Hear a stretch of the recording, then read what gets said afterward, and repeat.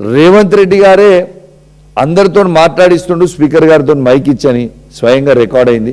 బీర్ల ఐలయ్య గారు పోయి ముఖ్యమంత్రి గారు చెప్పిర్రు మైక్ రాజేందర్ రెడ్డి గారికి ఇవ్వండి, వీళ్ళకి ఇవ్వండి, వాళ్ళకి ఇవ్వండి అని కింద నుంచి విప్లను పంపించి స్పీకర్ గారిని డైరెక్ట్ చేస్తుంది ఇదే రేవంత్ రెడ్డి గారు కాదా? మరి ఇవన్నిటికీ ఎథిక్స్ కమిటీ రాదా? ఒక్కసారి మీ అందరూ కూడా ప్లే చేయాలమ్మా. ఇప్పుడు రేవంత్ రెడ్డి గారు ఎట్లా మాట్లాడిన అసెంబ్లీలో ఒక్కసారి చూడండి ఈ మాట. మరి ఇది ఎథిక్స్ కమిటీకి రాదా? आपको क्या होने वाले कैसे होने वाले पता नहीं है। जो बड़वे को यहाँ भेजते हो, बड़वे को कौन संभालना? ऐसे बड़वे को क्यों इधर लेगा के छोड़ दिए? समझाओ उन लोगों को, सिखाओ कुछ उन लोगों को. ఇప్పుడు ప్లే దాని ఎస్ఎన్డిపి చూసుకోవాలి మా బయట కూడా తిరగాలి కొడక మేమని ఏమనుకుంటున్నారా మీరు? మీ అమ్మ తోలు తీస్తా కొడక ఒక్కొక్కరిని తోలు తీస్తా ఒక్కొక్కరిని చెప్తున్నా తోలు తీస్తా ఏమరే బయట కూడా తిరగని అని చెప్తున్నా నేను. మరి ఇవి ఎథిక్స్ కమిటీకి రావా? ఇంకోటి చూడొచ్చు, ముఖ్యమంత్రి రేవంత్ రెడ్డి గారే విప్ గారిని ఐలయ్య గారిని పంపించి స్పీకర్ గారికి ఇట్లా చెప్తున్నారు. రాజేందర్ రెడ్డి గారు ఎంత క్లియర్గా మీకు కనబడతా ఉంది. ఇవాళ స్వయంగా ముఖ్యమంత్రి గారు డైరెక్షన్లు చేస్తూ కింది నుంచి పైనకి పంపిస్తూ ఇవాళ ఇవన్నీ ఎథిక్స్ కమిటీకి రావా? ఒక కౌశిక్ రెడ్డిది ఒకటే ఎథిక్స్ కమిటీకి వస్తుందా? అసలు నేను చేసింది ఏంటిది? నువ్వు ఏం చేసినా ఎన్ని ఇబ్బందులు పెట్టినా భయపడేది మాత్రం ఎటు పరిస్థితులు లేదు. ప్రజల పక్షాన నిలబడి మాట్లాడుతున్నా అని నన్ను ఇబ్బంది పెట్టాలని నువ్వు అనుకుంటున్నావు. బరాబర్ నువ్వు ఎంత ఇబ్బంది పెట్టినా ప్రజల పక్షాన ఖచ్చితంగా నిలబెడతా, ప్రజల పక్షాన ఖచ్చితంగా నేను అడుగుతా. ఇంకోటి ఏమంటాడు రేవంత్ రెడ్డి గారు, ఇలా రాజ్ ఠాకూర్ గారిని రామగుండం ఎమ్మెల్యే గారిని లేపి మా దగ్గర కూడా కండలు తిరిగేటోళ్ళు బాగున్నారు, ఇలా కింద పడేసి ఒక్కటే దగ్గర కొడతాడు. కుస్తీలాట అది అసెంబ్లీయా లేకుంటే కుస్తీలాటనా? గౌరవ రేవంత్ రెడ్డి గారు, మీకు తెలియదు కావచ్చు, నీకు అన్నీ తెలుసు, తెలియనట్టు యాక్టింగ్ చేస్తాం అంతే. నేను స్పోర్ట్స్ పర్సన్, నేను జాతీయ జెండా మోసిన వ్యక్తిని.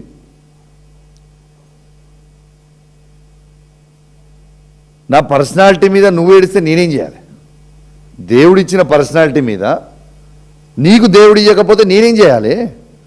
నువ్వు నా పర్సనాలిటీ మీద ఏడిస్తే నేనేం చేయాలి అని నేను అడుగుతా ఉన్నా.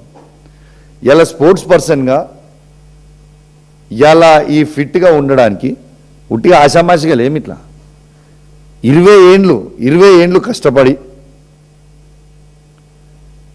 నేను భారతదేశంలోనే ఇండియా క్రికెట్ ఆడుతున్నప్పుడు, ఇండియన్ టీంలో ఉన్నప్పుడు, రంజీ ట్రోఫీ ఆడుతున్నప్పుడు నేను భారతదేశంలోనే అండర్-19 ఇండియన్ టీంలో ఫిట్టెస్ట్ ఇన్ ద కంట్రీ ఉంటే, నేను ఫిట్టెస్ట్ ఇన్ ద కంట్రీ అంటే క్రికెట్ ఆడుతున్నప్పుడు ఫిట్నెస్ టెస్టులు ఉంటాయి, ఫిట్టెస్ట్ ఇన్ ద కంట్రీ ఉంటుంది. నా ఫిట్నెస్ మీద, నా రూపం మీద కూడా నువ్వు ఏడిస్తే నేను ఏం చేయాలి? దానికి బాడీ షేమింగ్ ఉంటుంది. హరీష్ రావు గారి మీద బాడీ షేమింగ్ చేస్తారు, లేకుంటే హిమాంశు గారి మీద బాడీ షేమింగ్ చేస్తారు, లేకుంటే కేటీఆర్ గారి మీద బాడీ షేమింగ్ చేస్తుంటారు, నా మీద బాడీ షేమింగ్ చేస్తుంటారు. ఇదేమి దీనికోసం నేను ముఖ్యమంత్రి చేసిరా అని నేను అడుగుతా ఉన్నాను. ఇలా స్వయంగా ఇంకొక ముచ్చట కూడా చెప్తా ఉన్నాను. రేవంత్ రెడ్డి గారు ఈ రాష్ట్రం ముఖ్యమంత్రిగా వండుకుంటూ ఆడ నుంచి నన్ను చూసుకుంటూ, విజువల్స్ అన్నీ కూడా అక్కడ తీయగలిగితే తీయండి, ఇట్లా మీసాలు తిప్పుకుంటూ నీ కాలు చేతులు ఇరగొడతా అని చెప్పుకుంటూ, కడియం శ్రీహరి గారు కూడా అనరాని బూతులు మాట్లాడుకుంటూ ఇలా కాలు చేతులు ఇరగొడతామని చెప్తుంది. మరి వాళ్ళ ఎథిక్స్ కమిటీకి రారా? ఖచ్చితంగా రేపు ఎథిక్స్ కమిటీ ఫామ్ అయిన తర్వాత ఇవన్నీ ఎవిడెన్స్ తర్రి మేము కూడా బీఆర్ఎస్ పార్టీ పక్షాన అందరి మీద ఎవరెవరు ఏమేమి మాట్లాడారు, ఏఎంఎల్ఏ ఎంతమంది మాట్లాడారు, కాంగ్రెస్ పార్టీ నుంచి మొత్తం తీసి రెడీగా పెట్టుకున్నాం. మేము కూడా కంప్లైంట్ ఇస్తాం. రెండోది, అసలు మా పార్టీ నుంచి ఎవరన్నా ఒక్కరన్నా ఇట్లాంటి భాష మాట్లాడినరా ఒక్కసారి మీరు ఆలోచన చేయాలని నేను విజ్ఞప్తి చేస్తా ఉన్నాను. ఇలా దళితుల గురించి మాట్లాడుతూ ఉన్నాను. అసలు నేను ఛాలెంజ్ కడుతున్నా, ఈ అసెంబ్లీ ఫామ్ అయినాక, కొత్తగా అసెంబ్లీ ఫామ్ అయిన తర్వాత దళితుల గురించి, దళిత బంధు గురించి నేను మాట్లాడినంత ఏ ఒక్క ఎమ్మెల్యే అయినా నాకంటే ఎక్కువ దళిత బంధు గురించి ఈ అసెంబ్లీ సెషన్లలో ఫామ్ అయిన ఫస్ట్ సెషన్ నుంచి మొన్నటి సెషన్ వరకు నాకంటే ఎక్కువ దళితుల గురించి అసెంబ్లీలో ఎవరైనా మాట్లాడుంటే నా ముక్కు భూమికి రాస్తాను. ప్రతి అసెంబ్లీ సెషన్లో దళితుల గురించి, దళిత బంధు గురించి, మా దళితులకి దళిత బంధు ఎందుకు ఇస్తలేవు, మా హుజురాబాద్ నియోజకవర్గంలో పైలట్ ప్రాజెక్ట్ ఇచ్చింది కేసీఆర్ గారు దళిత బంధు, వాళ్ళకి ఇవ్వాల్సిన డబ్బులు కూడా అకౌంట్లో ఉన్నా మీరు ఆపుతున్నారు, ఇది కరెక్ట్ కాదు. అభయహస్తం కింద అంబేద్కర్ హస్తం అని పెట్టి మీరు 12 లక్షలు ఇస్తామన్నారు, ఆ 12 లక్షలు ఎందుకు ఇస్తలేదు దళితులకని ప్రశ్నించిన వ్యక్తే కౌశిక్ రెడ్డి కదా అసెంబ్లీ సాక్షిగా. నిన్నగాక మొన్న ఈ సెషన్లో కూడా ఈ దళిత బంధు గురించి మాట్లాడింది కౌశిక్ రెడ్డి కదా అసెంబ్లీ సాక్షిగా. ఇదే దళితుల కోసము హుజురాబాద్లో మీరు దళిత బంధు ఇవ్వకపోతే ధర్నా చేస్తుంది కౌశిక్ రెడ్డే కదా. నా మీద కేసులు పెట్టిర్రు, నాతో పాటు దళితుల మీద కేసులు పెట్టింది కూడా ఇదే రేవంత్ రెడ్డి గారు కదా. ఇలా చేసింది రేవంత్ రెడ్డి గారు కాదా. ఇలా హుజురాబాద్లో పట్టణంలో డంపింగ్ యార్డ్ పెడతా ఉన్నారు. ఎట్టు పరిస్థితిలో ఆ డంపింగ్ యార్డు హుజురాబాద్లో పెట్టడానికి వీల్లేదు అని నేను డిమాండ్ చేస్తున్నాను కదా. అసెంబ్లీ సాక్షిగా నేను డిమాండ్ చేసిన.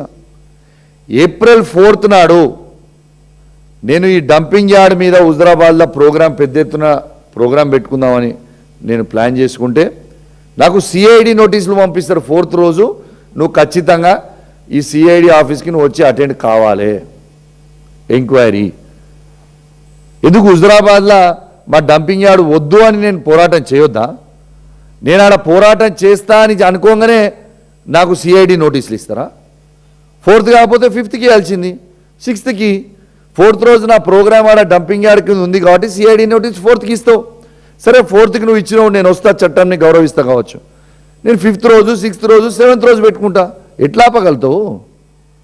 దీనికోసం నువ్వు ఆపుతావా? అసలు డంపింగ్ యార్డ్ అనేది మా హుజురాబాద్లో ఎందుకు పెట్టాలి అంటే కరీంనగర్లో ఉన్న చెత్త అంతా, హనంకొండ వరంగల్లో ఉన్న చెత్త అంతా అది తీసుకొచ్చి హుజురాబాద్లో పెడతారా? మడికొండలో ఉన్న ప్లాంట్ని తీసుకొచ్చి హుజురాబాద్లో ఎందుకు పెడుతున్నారు మీరు? ఎవరు చేయమన్నారు హుజురాబాద్లో? మేము ఎట్టు పరిస్థితిలో హుజురాబాద్లో డంపింగ్ యార్డు ఈ కాంగ్రెస్ ప్రభుత్వం పెడుతుందంటే మాత్రం ఊకునే ప్రసక్తే లేదు. ఎట్టు పరిస్థితిలో మాకాడ డంపింగ్ యార్డు వద్దు. ఆ డంపింగ్ యార్డ్ పెడితే మాత్రం మేము ఒప్పుకోము.